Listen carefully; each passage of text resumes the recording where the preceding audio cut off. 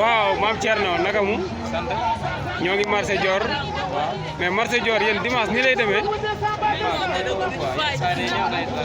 yenn saa yi mu neex yenn saa yi mu naqare ah da ngeen di sàppali ba mu saf